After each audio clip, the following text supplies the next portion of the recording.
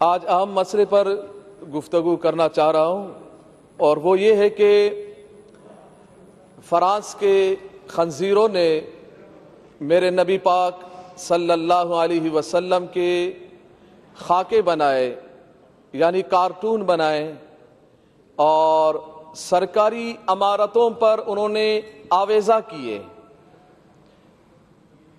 جب سرکاری عمارتوں پہ آویزہ کیا انہوں نے، تو یہ مرحلہ عالم اسلام کے منہ پر ایک بہت بڑا تماچا تھا۔ پاکستان میں رہنے والے مسلمانوں کے لیے، دنیا جہان میں رہنے والے مسلمانوں کے منہ پر یہ ایک بہت بڑا تماچا تھا کہ اگر کسی کے باپ کا کارٹون بنایا جائے یا کسی کے ماں کا کارٹون بنا کے چوراہے پہ لگایا جائے، اس کو بہت غیرت آتی ہے، بہت پریشان ہوتا ہے، وہ آپے سے باہر ہوتا ہے کہ کس نے یہ کارٹون بنایا اور کس نے لگایا چوراہے پہ، کون ہے، کیا نام ہے اس کا، مارنے دوڑنے کو لگتا ہے۔ پوچھا جائے کیا ہوا، بولا میرے ماں کے یا باپ کا کارٹون بنا دیا۔ بڑی غیرت کھاتا ہے انسان۔ جب ہمارا عقیدہ یہ ہے، میں تو چاروں طرف سے یہی سن رہا ہوں، دائیں بائیں سے، کہ نبی اکرم صلی اللہ علیہ وسلم کی عزت پر کوئی دو رائے نہیں ہے، مگر مجھے نہیں سمجھ میں نہیں آ رہا ہے دو رائے کیسے نہیں ہے۔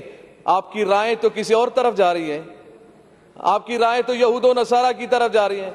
آپ تو برطانیہ کو خوش کر رہے ہیں، آپ تو یہود و نصارہ کو خوش کر رہے ہیں۔ کہیں برطانیہ ناراض نہ ہو، کہیں امریکہ ناراض نہ ہو، کہیں فرانس ناراض نہ ہو، کہیں یہ کافر یہود و نصارہ ناراض نہ ہو جائے، اور یہ ناراض ہو جائیں گے تو ہم مر جائیں گے، ہم بھوکے مر جائیں گے۔ کیا ہم بھوک سے، اس خوف سے ہم ڈر رہے ہیں؟ بھوکے تو ویسے ہی نہ ڈھال ہے پاکستانی۔ مہنگائی دیکھیں، افلاس دیکھیں، بے روزگاری دیکھیں، ملک کا کیا حال بنا ہوا ہے۔ پھر ہم یہ کہتے ہیں کہ نہیں معیشت تباہ ہوگی۔ نہ، معیشت تباہ تب ہوتی ہے، زندگیاں تباہ تب ہوتی ہے، ملک تباہ تب ہوتے ہیں، اقوام قوم تباہ اس وقت قومیں تباہ ہوتی ہیں جب رسول اللہ کی عزت پر پہرے داری نہ ہو، جب ہم بے غیرت بن جائیں، اپنے کانوں میں ہم روئیہ ڈال دیں اور اس بات کو ہم گوارا کر جائیں کہ میرے نبی کے خاکے بن جائیں، اور ہم آنکھوں کو بند کر لے، زبان کو بند کر لے، کان کو بند کر لے، ہیلے بہانے کرے کہ ملک تباہ ہو جائے گا، ہم تباہ ہو جائیں گے، معیشت ختم ہوگی۔ نہ، پیدا کرنے والا میرا رب ہے، رزق دینے والا میرا رب ہے۔ جب میرا رب رزق دینے والا ہے، کافروں کو بھی رزق میرا رب دیتا ہے، تو پاکستانیوں کو بھی رزق میرا رب دیتا ہے۔ رسول اللہ کی عزت و عظمت اگر نہیں ہوگی تو پھر پریشانی آئے گی، پھر ملک تباہی کی طرف جائے گا، پھر ملک بربادی کی طرف جائے گا، پھر معیشت خراب ہوگی، پھر لوگ پریشان ہوں گے۔ جب تک رسول اللہ کی عزت و عظمت پر ہم پہرے داری نہیں دیں گے، یہی حال ہوگا۔ اور یہی حال ہوا کہ ہمارا معاہدہ ہوا، جو کہتے ہیں ہم ریاست مدینہ کے دعوے دار ہیں، مگر ہمیں احتجاج کرنا پڑ رہا ہے رسول اللہ کی عزت کے لیے۔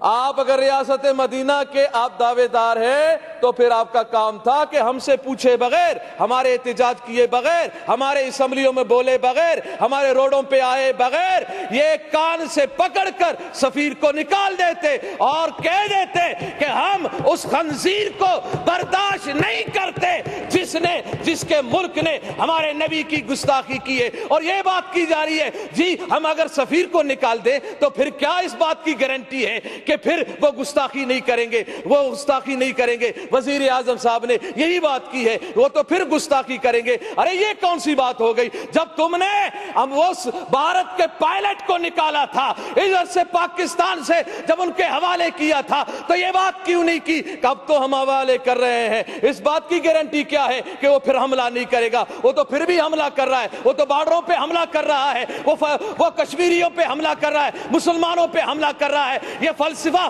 اپنے پاس رکھو، یہ بزدلانہ فلسفہ ہے، یہ بزدلانہ فلسفے میں اپنے آپ کو مت چھپائیں، بلکہ رسول اللہ کی عزت کے لیے، غیرت کے لیے۔ وہ نور الحق صاحب نے یہ کہا کہ جی یہ تو علماء و مشائخ سے زیادہ عاشق رسول ہے عمران خان۔ میں نے کہا اتنا بڑا عاشق رسول، منت میں کروں کہ گستاخ کو نکالو، منت سماجت ہم کریں، ہاں خون ہم بہائیں، زخمی ہمارے لوگ ہو، پریشان ہم لوگ ہو، FIR ہم پہ کاٹی جائے, مقدمات ہم پہ ہو, اور کہتا یہ ہے کہ میں عاشق رسول ہوں, میں عاشق رسول ہوں. آج اس اسمبلی کے ممبر ہمارے ایک شہزاد بھائی نے کہا میں تو غازی عبدالقیوم صاحب کے خاندان سے ہوں, میں اس لڑی سے ہوں. ماشاءاللہ. میں نے کہا بہت اچھی بات ہے, آپ کی رگوں میں تو عاشق رسول کا خون دوڑ رہا ہے, تو ہونا تو یہ چاہیے تھا کہ جب ہم رسول اللہ کی عزت کے لیے روڈوں پہ ہم بیٹھے تھے, پرامن احتجاج کر رہے تھے, آپ کو چاہیے تھا یا تو آپ استعفیٰ لکھ کے دے دیتے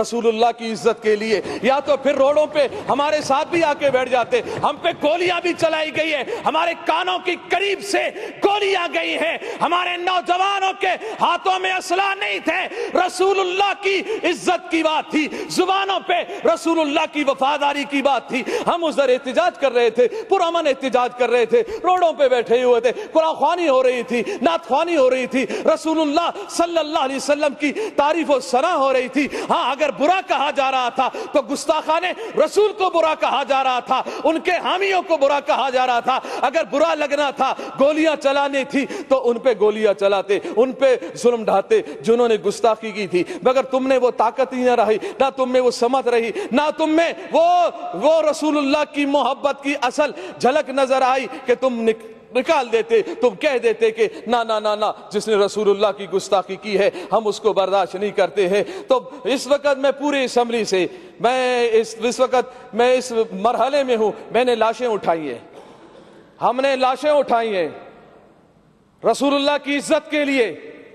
ہم نے نوجوانوں کو سینوں پر گولیاں کھاتے ہوئے دیکھا ہے, مگر ہم نے ان نوجوانوں کو تاریخ سلام کرے گی, گولی سینے پہ کھانے کے بعد بھی, چوٹ بہانے کے بعد بھی, زخم برداشت کرنے کے بعد بھی ان کی آخری لبوں پر یہی بات تھی, لبیک لبیک لبیک یا رسول اللہ. اور ان کی زبانوں پر یہ بات تھی کہ یا رسول اللہ, ہم نے اپنی جان تیری محبت میں, تیرے ناموس کی حفاظت میں, ختم نبوت کی حفاظت کے لیے اور اس ملک پاکستان میں نظام مصطفیٰ کو قائم کرنے کے لیے ہم نے جان دی ہے. مجھے یقین ہے انشاءاللہ ان نشستوں پر جو آپ بیٹھے ہیں, انشاءاللہ وقت آنے والا ہے کہ یہاں پر نظام مصطفیٰ کے ماننے والے ہی بیٹھیں گے انشاءاللہ.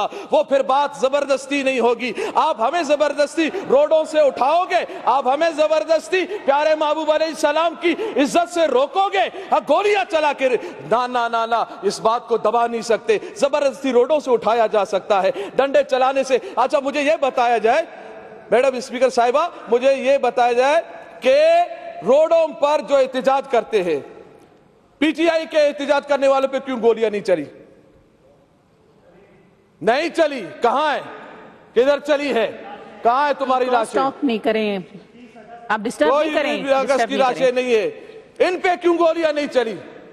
دوسروں پہ گولیاں کیوں نہیں چلی؟ دوسروں پہ ظلم و ستم کیوں نہیں ہوئے؟ اور یہ کون سے قانون میں ہے کہ پرامن کوئی احتجاج کر رہا ہو, کسی پولیس والے کو, کسی رینجر والے کو کس نے حق دیا ہے کہ پرامن احتجاج کرنے والوں پر لاٹھی چلائے؟ یہ کوئی قانون نہیں ہے لاٹھی چارج کرنا, کوئی قانون نہیں شیل برسانا, کوئی قانون نہیں ہے گولیاں چلانا. کون سا قانون ہے؟ یہ قانون کو ہاتھ میں لیا گیا ہے, ظلم کیا گیا ہے.